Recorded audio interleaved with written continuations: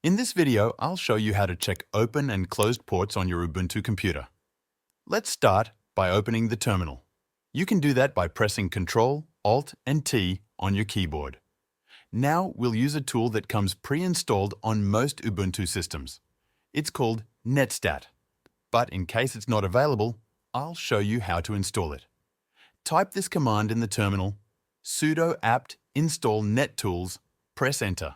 Then type your password if asked. This will install the Netstat tool.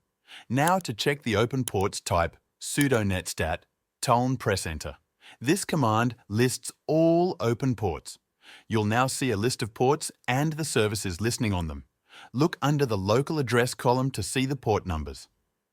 If you want to see both open and closed ports or check if a specific port is in use, there's another tool called SS. It's more modern and often recommended. Try this command, sudo ss tone. It gives you similar output to Netstat, but faster and more detailed. That's all you need to check open or closed ports on Ubuntu. Thanks for watching.